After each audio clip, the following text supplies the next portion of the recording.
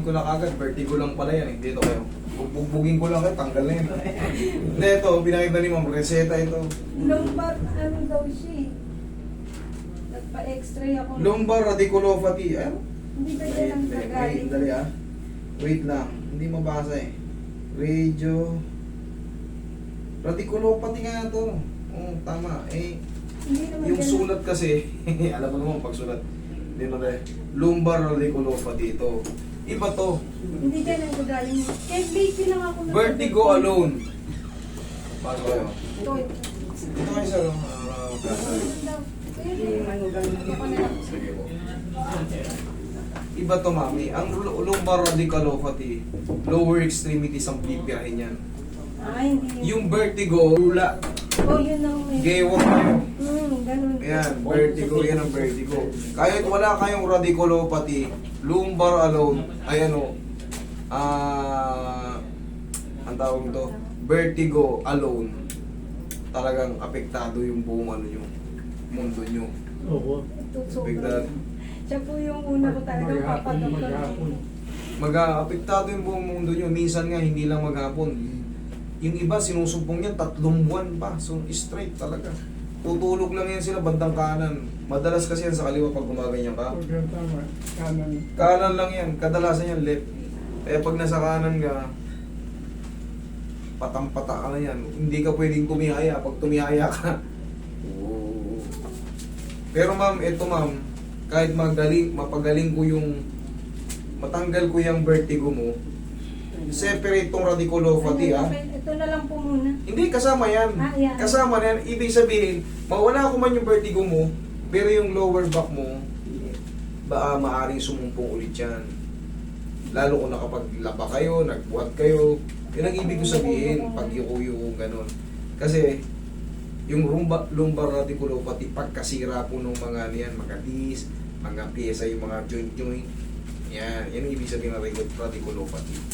Pero ito, ano lang to, assessment pa lang, wala pa yung ano eh, wala yung final diagnose. Negative po. O yung negative, tsaka yung impression. Meron na po ako, ganito lang yung pinapagawa sa akin, ano, 13 ganun, 13 Hindi yan, wala yan, walang kwenta yan. Ganun lang pinapagawa sa akin ng PT. Lalo kayo walang kwenta, hindi. Wala naman kayong binanggit na pangalan eh, marami naman PT. Wala pong kwenta yun, wala pong kwenta yan. Wala pong kwenta, maniwala kayo sa akin. Hindi ako naninira. Wala pong kwenta yan pag may vertigo kayo. Pag gumanyan nga kayo, parang bubuntot yung katawan yun eh. Pag nalulula kayo, subukan yung gumewang ng gano'n. Ito lang ginagawa ko. Yan, meron yan. May tinuturo, ginaganon. Kaya na ko. Ito, Namamayat na nga po yung kuya. pag may vertigo, meron pa gano'n. Yan, may nakita akong kinokompresa ngayon. Yun, may ano yun, may chance na yun. Pero yung gigewang-gewang ka ng gano'n, 30 ano, lalo ka lang mabuwang. Totoo lang. Kaya nga hindi ko ginagawa yung practice na gano'n eh. Siya kuya, ako kasi parang ngayon pa lang nagsusumpo. Pero sa akin, bugbugin ko na yung tangga. Kaya Sipahin ko yung papatin na palayasin ko na yun yan. Hindi nyo kailangan mag-ganong-ganon para kay Teletubbies. Kumbaga, maagapang kagad yun sa akin. Ayoko nang maramdaman yung nararamdaman ng kuya. Bakit? Kailan pa ba yan kay kuya mo? Matagal na? po yung kanya. Palayasin din natin yan. Relax na. Huwag yung tutuko na.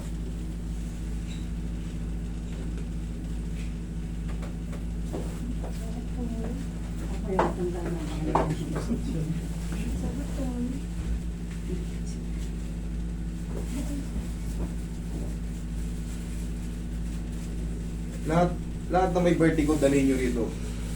Magtiwala lang kayo sa akin. Isang pamilya po kami. Maximum na yung 3 session sa mga severe na yun ha. Napanood ko kasi yung sabi mo yung severe na. Kahit severe, dalhin nyo rito. Yung nagpapa-injection na kamo. Totoo, nandiyan naman, nasa video naman. Siya naman nagsabi nun, 60,000 monthly, Monthly. regular.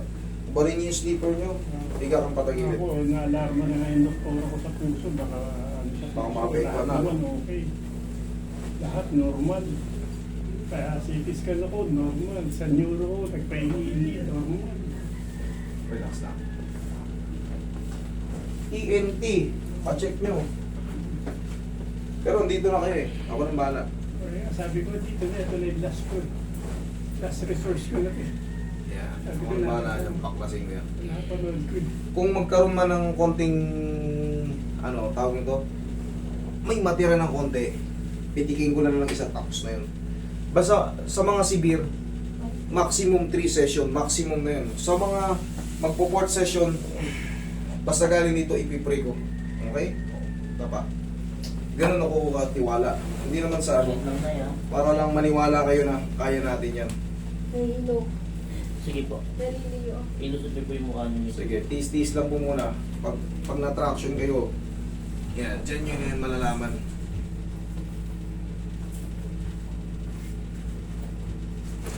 Nahihilo kayo, okay na.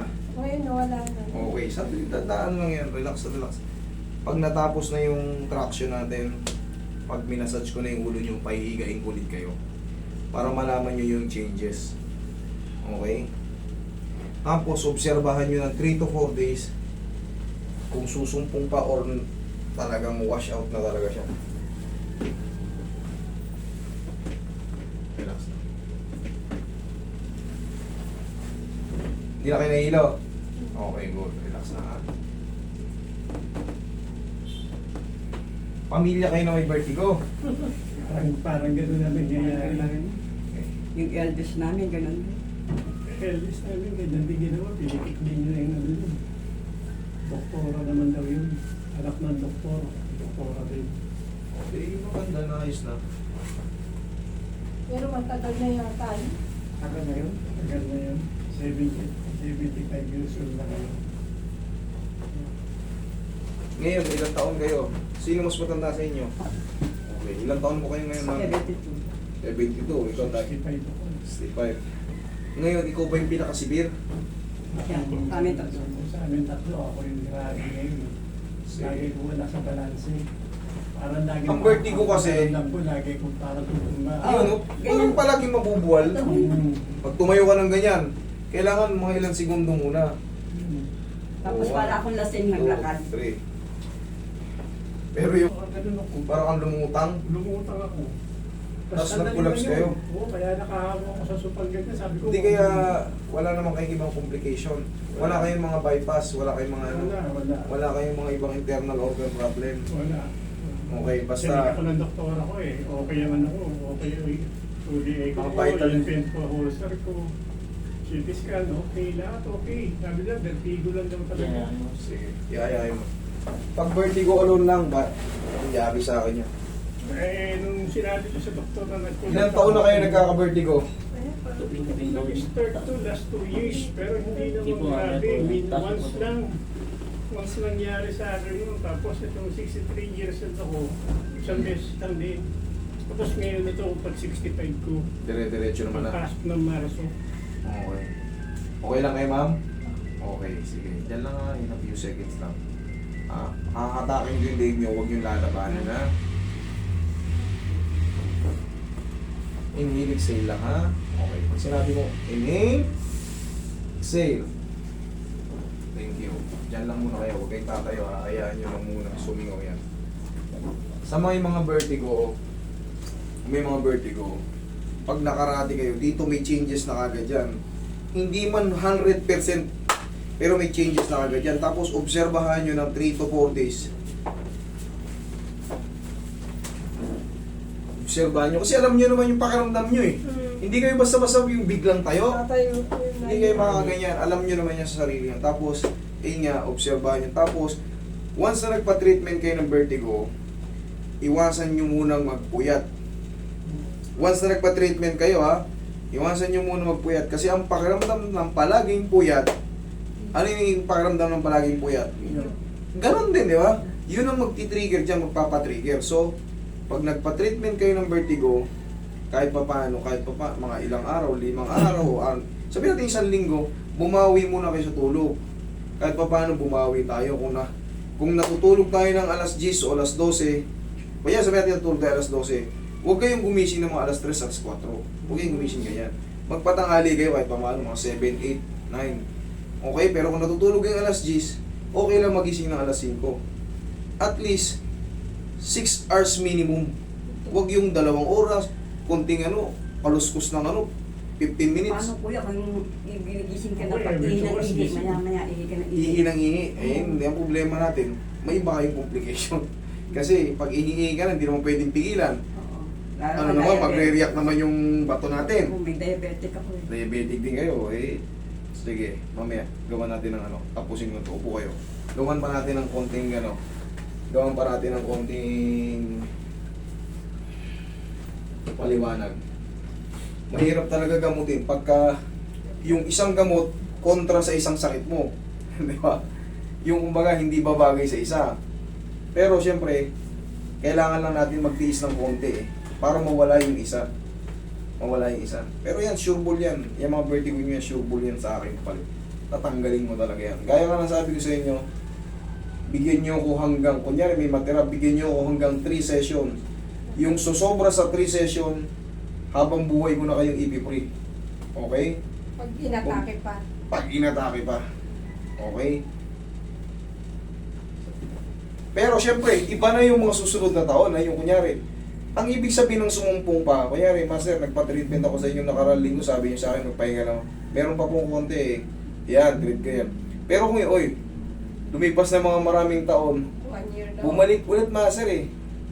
Eh, iba na yun. Hindi na yun session. Ano na yun eh. Ang tawag na yun, nag-retrigger na lang ulit. Siyempre, baka nagpupuyat na kayo ulit. Na nagkaroon kayo ng mga tulog na mga...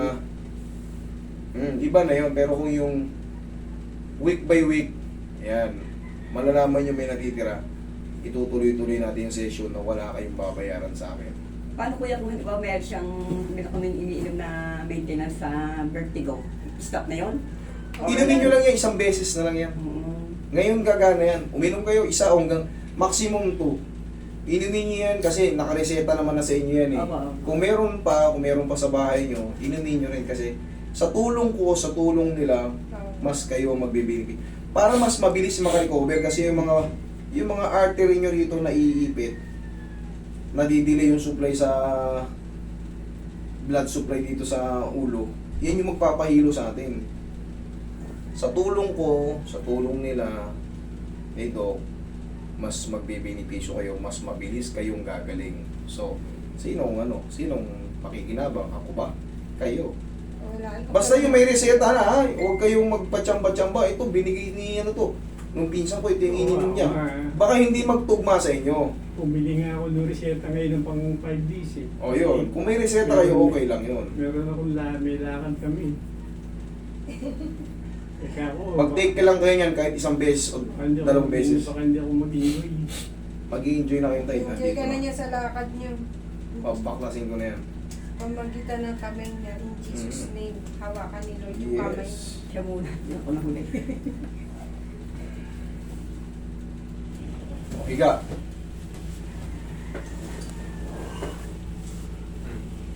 Kailan kayo? Wala na nga yung kanina nalililiw ako. Wala? Nagdapa ako. Tignan ko sa dapa. Doon pa kayo. Wala na. Kanina parang gumaganon pa ako. Sabi ko sa inyo, gugulpihin ko lang yung birthday nyo, lalayas yan. Okay? Mami, gaya nga ng sabi ko, ulitin ko lang, lahat po na nagpa-treatment ng vertigo, kahit pa paano bumawi kayo sa tulog. Ha? Bumawi kayo, kahit mga ilang araw lang. Pwede naman magpuyat sa mga susunod. Basta Wag covered. lang yung yung covered ng... Pero kuya, bawal din sa amin magsuot po. Pwede! Sabi. Huwag lang magpuyat lang sa cellphone. Wag lang. Okay. Pero siyempre,